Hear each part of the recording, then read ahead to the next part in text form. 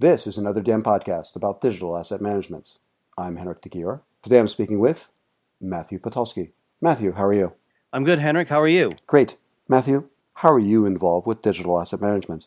Henrik, for the past 7 years, I was the digital asset management solution manager for Capgemini's global marketing and communications team.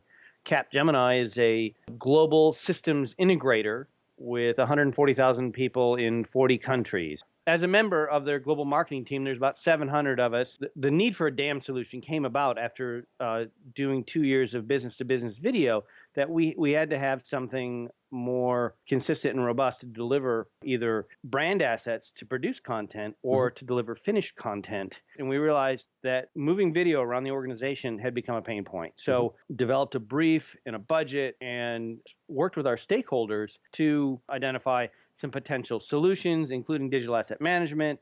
And once that was approved, started building this platform out, which is what I've been doing for the last 7 years. How do you see APIs and digital asset management working together? APIs, or application programming interface, is a means to connect different applications to each other to accomplish work that's outside of a particular application's core functionality. Its impact on DAM is that it all of a sudden allows a digital asset management application to become part of a constellation of applications, and with that, develop workflow. We developed an API specifically so that we could integrate our tens of thousands of videos and brochures and photographs with our corporate intranet. We commissioned an API that would allow us to integrate our CMS that was driving our intranet with our DAM application.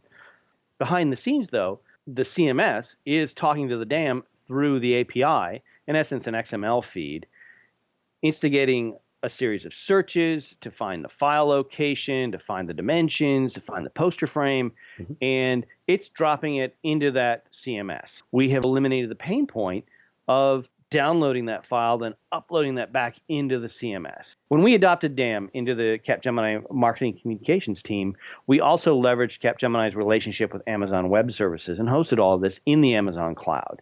This solution is optimized for delivery anywhere in the Capgemini organization in 40 countries. We eliminated the upload, download, upload of constantly having to move a file into the CMS. Oh, that file changes, you have to put a new file. We eliminated that because the DAM always had the original file. But then we leveraged the cloud itself and the massive bandwidth of the cloud to deliver that video anywhere the intranet was being viewed. That could be in India, that could be in New York City, it could be in Paris. It didn't matter. Everybody got the same high quality presentation. The other one is when you use your DAM application to leverage another application's API. In this instance, we were leveraging YouTube.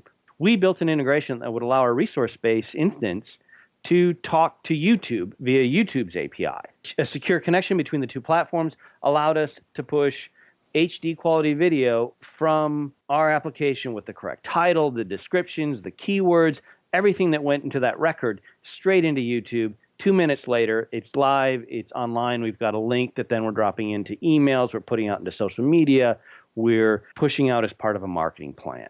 If we didn't have that API connection between YouTube's API and our DAM, again, we'd be downloading something from the DAM, uploading it into YouTube. An hour later, a video would be published. Capgemini in 2014 published over 400 videos to YouTube. That's a video a day. So we've all of a sudden saved somebody an hour a day, 400 hours of just watching a file go up into YouTube. That's the value of the API. You're saving time, you're driving consistency, you are leveraging applications outside of the core competency of the DAM. Matthew, what are the biggest challenges and successes you've seen with DAM? Henrik, that's an interesting question because in my experience with DAM, some of the biggest challenges have also resulted in some of our biggest successes. I would say the biggest challenge that I have had the challenges have never been technical. They've never been a piece of software or a server or a file format or a metadata issue. It's never something technical. Those are everyday challenges. You should expect that. The biggest challenge I probably have had has been around culture.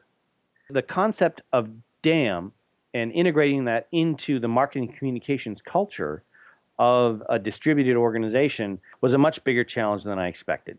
Because adopting DAM requires your teammates and your organization to change how it goes about doing work. In Capgemini, with distributed teams, people scattered all over the planet, bringing in a digital asset management solution, on one hand, centralizes all of that activity in that it puts all of your brand assets, all of your templates, all of your legal material to go to market, to create internally and externally.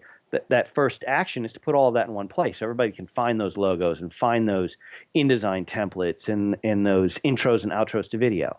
And all of a sudden, a light bulb goes off in your team. This cultural change happens, and they realize, well, wait a minute, I can do my work more efficiently because this is the right logo. I don't have to go find it. And that kind of aha moment with the light bulb doesn't happen until people actually see it.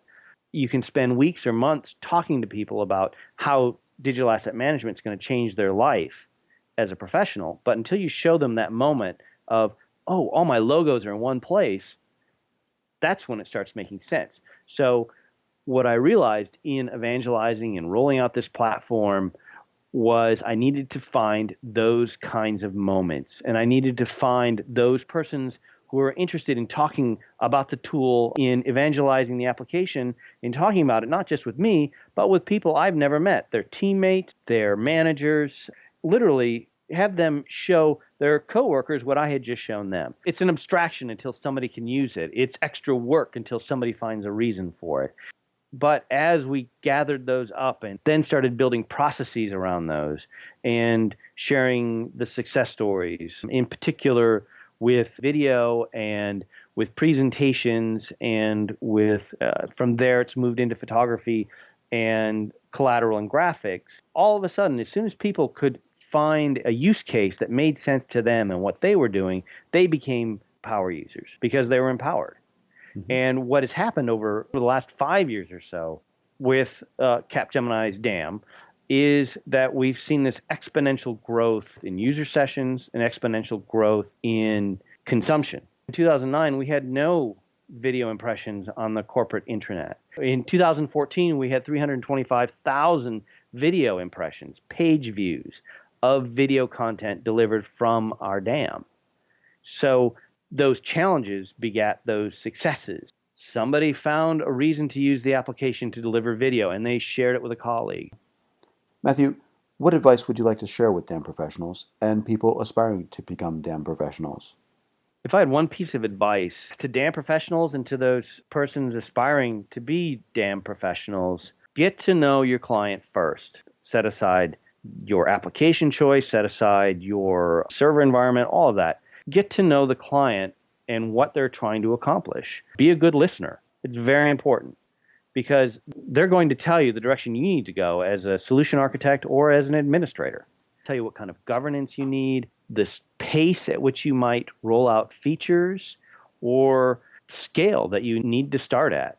That initial conversation. And that goes back to what I was saying earlier about culture.